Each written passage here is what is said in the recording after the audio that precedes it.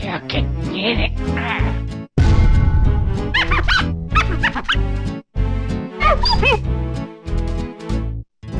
Marvelous.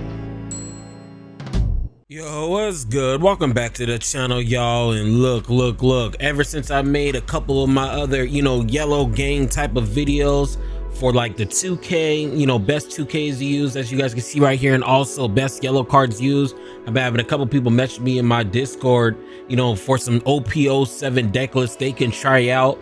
So without further ado, let's go to get straight into it. No fluff, just straight into it, because you guys already know how we getting down as YGOD, Yellow Gang or Die, YGOD, and that's on the game, man. Shout out to all my delinquents, man. But anyways, let's go to get straight into it. So this list you guys see right here, also before we start, there isn't going to be any gameplay, because if you guys want to see gameplay, I'm uploading nothing but OP07, OP06, post EBO1 matches on the channel. So if you guys actually want to see games with NL, just look on the channel at those videos. It makes no sense for me to try to spend 15-20 minutes trying to break down this video and then have another 30 minutes with the gameplay when the gameplay is already on the channel. So go ahead and check that out. But as you guys can see, this is the first cookie cutter. This is the most cookie cutter NL OP07 list you will ever see. This is the most consistent winning OP07 list that was topping in the OCG Japan land when OP07 first got released. Ever since the ban list, there hasn't been really any changes. Only changes that there's no more reject, and we actually fixed it accordingly. So let's go over my ratios, the reason why this is the most consistent. I wouldn't say consistent. As a whole, if you guys are wondering how this deck works, is that you pretty much want to use this right here, Flampy, and you want to get down to 1 life as fast as possible, just so you can spam this out. That's the pretty much basis of the whole entire deck. You want to be able to spam out this, this rank 10 or this 10 cost, Portuguese ace, and also the 5 cost on top of your other boss monsters as well. So let's go ahead and just break down every card and the reason why we're using it in this cookie cutter build. If you guys did want to use a my bad, if you guys did want to use OP07 list, this is the most cookie cutter build there is. Let's go over it. And Nail, if you guys don't know what the Nail does, is pretty much the greatest leader of all time. He's fucking all the hoes, getting all the bitches, drips too hard, weeds too loud, bitches too bad, and that's a fact, not an opinion. But as you guys can see, when your life hits 0, you may add the top card of your deck to your life, then discard 1 card from your hand. So pretty much it takes 3 attacks in order for you to kill this deck, and especially if you have counters in hand, it's very hard to play against this deck, especially if you don't know what you're doing. And on top of the triggers that we have in the whole entire deck, just makes this deck go real brazy. And Anel's my favorite character out of One Piece, just in general. Okay, so that's the reason why I like playing this deck. Next card we have is also a staple, comes out of EBO1. It's called Charlotte Flampy. You may add 1 card from the top or bottom of your life cards to your hand, draw 1 card. This is actually one of the best cards, if not the best card in this version of this deck, just for the simple fact that it allows you to lower your life as fast as possible. Like I said, the whole idea of this version of the deck is you're trying to lower your life as fast as possible so you can start spamming these two.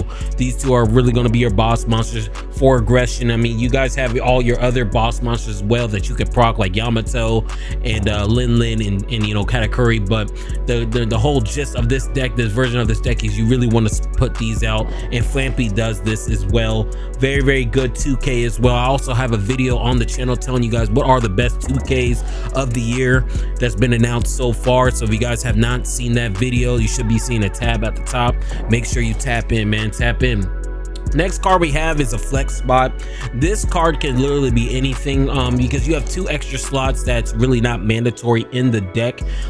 In my opinion, I think Shiroroshi is good. It's a blocker, and it's also a 1K counter, 2 drop, and it says when this character is KO'd by opponent's effects, place up to 1 card from the top of your deck to your life. So if this card's removed from field from like a black effect that pops it from the field, or any type of KO effects, you automatically get the top life or the top card from your deck to your life.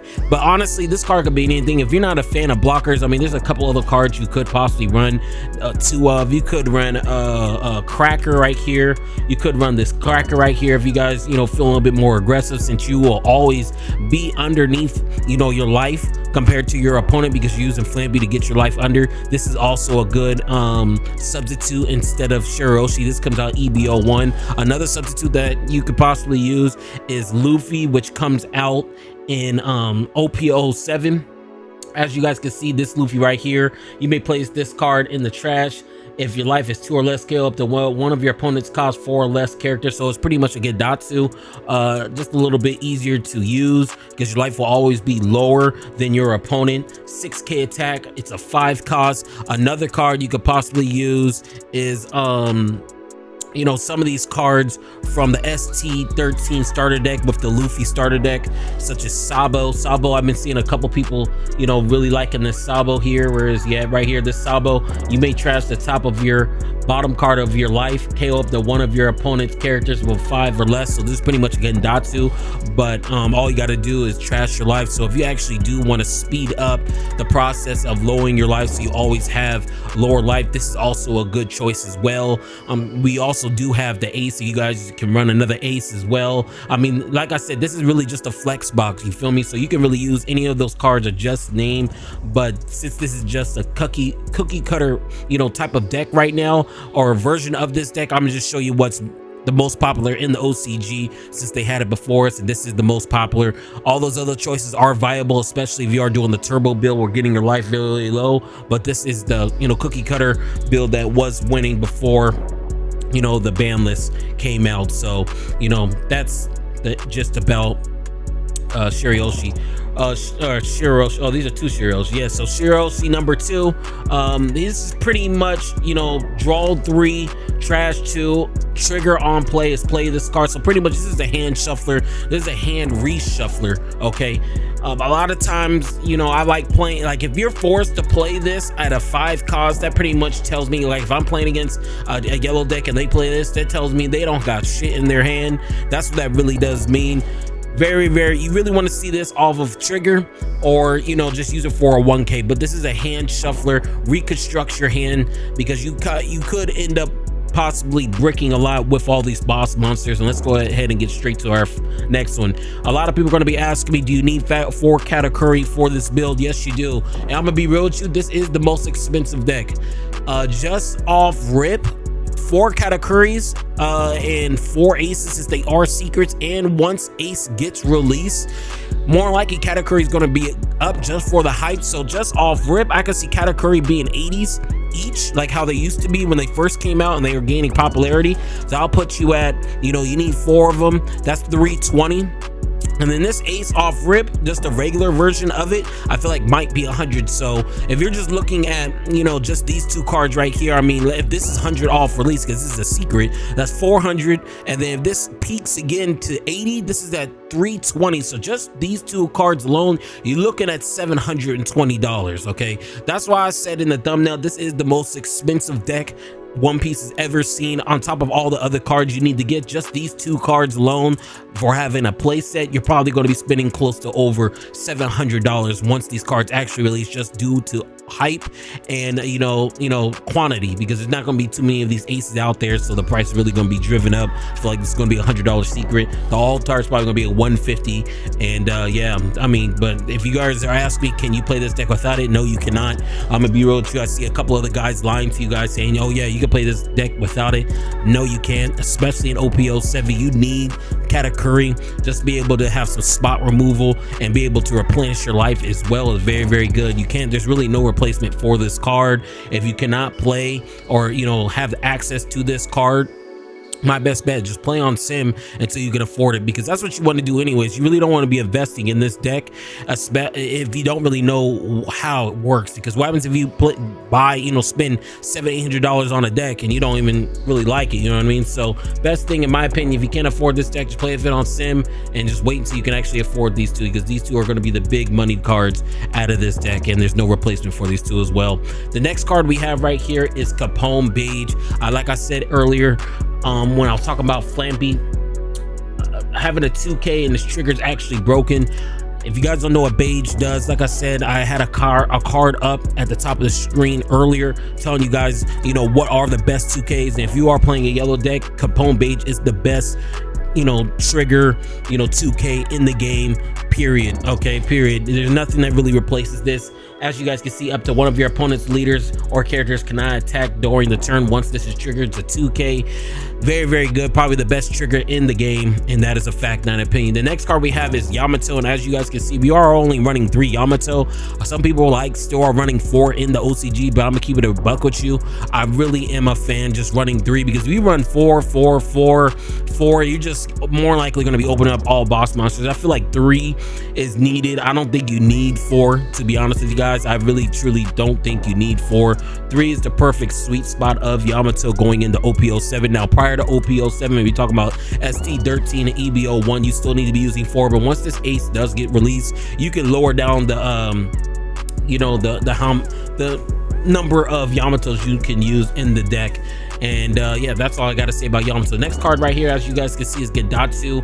Gedatsu more likely is always going to be a 4 of in the deck. Like I said, this is a cookie cutter deck in my opinion. I feel like you shouldn't be running 4 Gedatsus, but you know, in the OCG and a lot of, you know, topping, you know, Japan lists for OP07 before the ban list, everybody ran 4 Gedatsus. I personally think, in my opinion, you should be running 3. We're actually going to get to my own personal build after we talk about this build, so we're not going to talk too much about this as well. But for Gedatsu, very, very stable board removal, 1K late game, and it's just a very overall good card. Another card which is up and down on some lists is Onami. I see some, you know, NL topping decks run the Onami. I see some of them don't. In my personal experience, it's a 2-drop 3K attack on trigger, allows you to banish, and on top of that, no, not on trigger, on summon allows you to banish. On trigger allows you to pretty much KO anything over 5 costs or less. So I feel like just, you know, this Onami card just has way too much utility not to play. I feel like playing 4 is a brick, because you don't want to see 2 or 3 of these in your hand. You really want to see these out of your life, okay? And especially in this build, since you don't have Hiyori to really put this back into your life, I feel like 3 may be the play. I see some lists in the OCG still use, you know, 4, but I see a lot of them transitioning to 3 or just not running it at all. Really, Onami is just really up in the air depending on how you like it or not. The next card that I am using is Kiku. Kiku is actually pretty good, man. The fact that you will always have, number 1, you're always low in life, but number 2, which is the biggest thing, you need to make sure your opponent's life gets to 3. There's a lot of upcoming decks that have 4 to 5 life, which pretty much turns off Kiku. That's the only problem I really have of it. But late game, if you get a Kiku trigger off of life, more than likely you're going to win the game. There's been a couple of games that, you know, on the channel that you guys seen, like late game, I get a Kiku trigger and I pretty much just ended the game right there, because that's how powerful Kiku is. It's a 4-drop 6,000 attack, very, very good beat stick, and its triggering on KO effect is also very, very good as well, man. Can't really replace her. Next card that we have is Frankie. Frankie actually replaced Satori. Satori pretty much is kind of like this, a little bit the same, but if, like I said, if you're speed running this deck and you're always at 1, that means its second effect will always trigger. So, you know, off trigger, if you do have 1 life, you get to draw 1 card. Then if you have 1 or less card, you get to play this card as well. So you get to draw with a free summon, and on top of that, it's a 2K with a 5,000 attack. So late game, if you're trying to go for that late game push, this is also very, very good.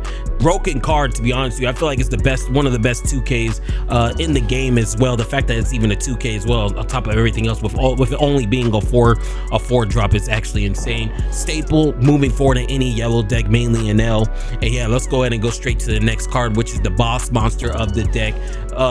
You know, look, Portuguese aces out here fucking everybody's hoes, man, and stealing y'all money, and that's a fact, not an opinion. The fact that we ended up getting another cracked out 10-drop yellow card that allows you to have rush on summon if you have 1 life or less, or 2 life or less, and then once you summon this, you actually get an extra card from the top of your deck to your life. So it's pretty much a Yamato and you know, and the smaller ace mixed together. 10-drop late game sweeper. The biggest thing about this ace, man, which I see a lot of people doing, is the fact that, you know, they just start playing this card like they have 1 life and they just start summoning this bitch over and over and over again. I feel like your guys are playing it wrong. In order to really maximize the utility of Ace, it's a late game card. This is like the big mom of the deck, okay? This is literally like the big mom of the deck. You don't want to sit there and just start spamming the big mom. You want to play it at the opportune position to where once you play it, if you play one more, the game is pretty much over. If you guys haven't seen my Boa Hancock, you know, the game I played, card at the top, you could actually see how I played this Ace, and I played it immaculately, in my opinion. That's how you're supposed to play Ace. If you have this Ace, don't just start spamming it over and over and over again, especially if you only have 1 in hand. If you have like 2 or 3 in hand, then I'll tell you to go brazy. But if you really just have 1, you really just want to, you know, get the board state into the point where if you play it, you should be going for game. Okay, so that's my opinion with this Ace. Very, very good card. It's going to be a $100 card on release, I guarantee you, because it's so cracked and it's a fan favorite character in the anime. Next card we have is Charlotte Linen 7-drop. Everybody knows what this card does. I feel like I opt out to use this more than Enel, just for the simple fact that the Enel 7-drop is replaced by this Ace 5-drop that you're going to see right next to the Charlotte Linen number 1 and number 2. Late game, when they start having, you know, 1 to 2 life and they're not playing a yellow deck that allows them to have any life manipulation, you know, they don't really want to, you know, take those lives, okay, because they can't get them back like us. So a lot of times this forces their hand, and I don't mind summoning. Before I always thought this card was trash, but I actually am in love with this card now, because even if they have 2 or 1 life, they don't want to give up their own life. They're giving me a life. They're giving me a life. And one of my games, I got up to like 4 or 5 lives. That's pretty much 4 or 5 free cards in my hand at that point. You know what I mean? Allows me to refund my hand, get my resources up. So running 3 Linen is, I think, is where you need to be. You could run the 3 Enel here. I'll show you guys this here real quick. You could run the 3 Enel with the Enel event. So you could run this and with the Enel event, and the Enel event is, where is it? The Enel event is, where is the Enel event, gang? I might have to make a cut if I don't find this shit soon.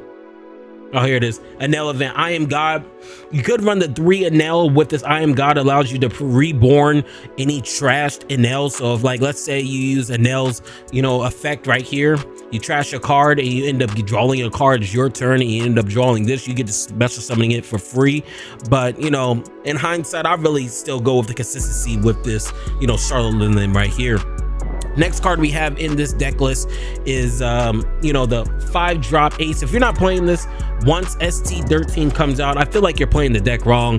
This is a great beater that just allows you to really just take games. 7K, you put 2 down on it, you're at 9K. Most of these are at 5K, which means they're gonna have to put at least 2Ks out their hand on top of another card. So they're guaranteed to lose 3 cards unless they have some cracked out counter, like you know, maybe something like this or something like that. But as a whole, just when it comes to consistency, this card applies so much pressure, and I feel like this is a little bit better than that Enel card that I just showed you, just because it's a 5-drop. The next card that we have is Amaru. Ever since Reject is going to be banned once this OP07 deck does come out, I feel like this is, you need to put this at 3. I mean, this card is so cracked. Late game, if you have this in your life and you can get this triggered, you can trigger this and Enel's ability, allow you to have 2 life, refund 2 up to 2 life, so allows you to survive, you know, maybe some late game pushes people are trying to go for game, number 1. And number 2,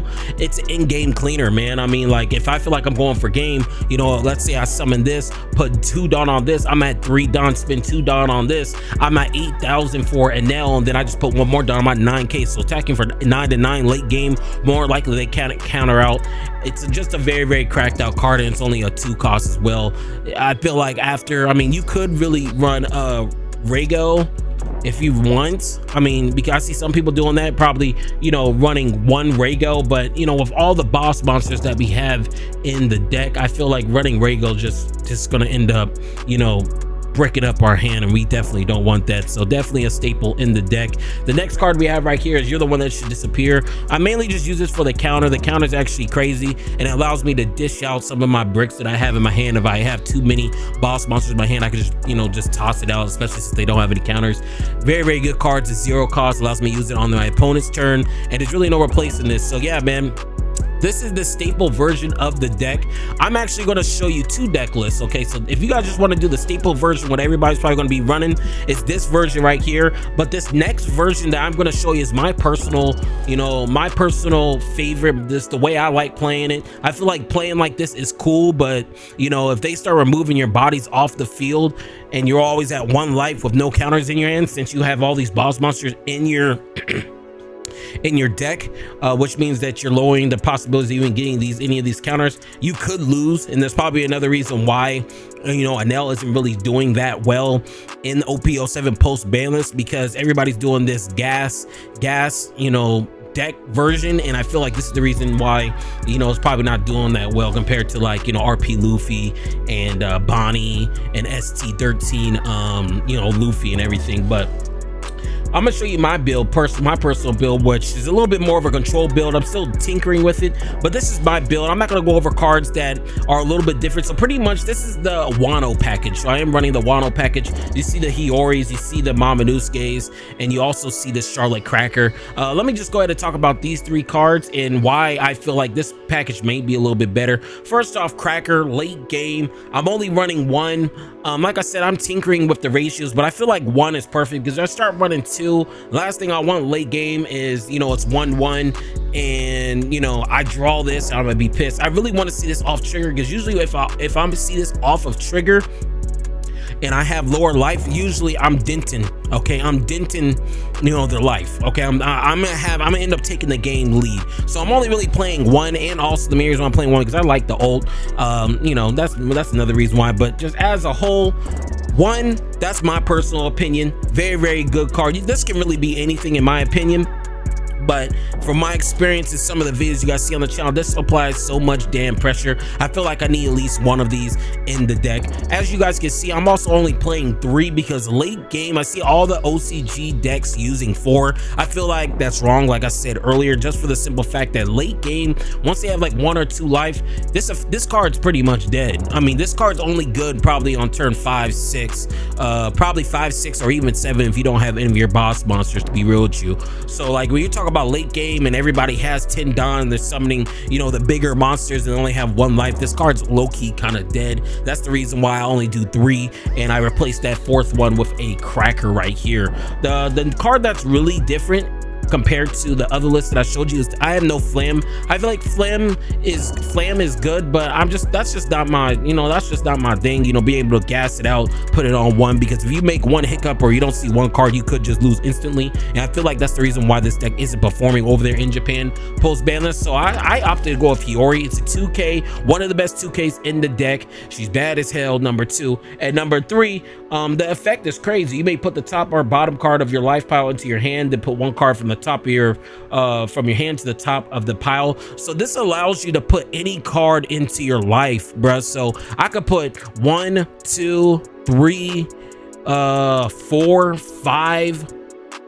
I could put 5 cards, or I can even put 6, 7. I could put 7 cards that have insane triggers to it on the top of my life. It allows me to manipulate what I'm going to get, and it allows me to advance my board state. Okay, that's another reason why I really like running Hiyori. Another reason why I like running Hiyori is for the Momonosuke package. I feel like 2 is also what you want to need to be running, but the main reason why is because a lot of people don't really understand how this interaction works. If let's say, you know, it's, you know, you guys have, you know, 7 Don and I don't have, you know, Lin or you know, anything else in my hand, I would just, you know, attack at lead for 3 for 8k, and then I'll use Hiyori, get something from my hand, and then use Momonosuke so I could put this at the bottom of my life. You always put this at the bottom of your life because you want to know what you're going to see. Okay, you definitely want to know what you want to see. And number 1 and number 2, if you use this first and then use this to put this card back into your life, you already set up your life to the point where, you know, maybe you put a Capone there. You don't want to put the Hiyori over the Capone when you just set it up like that.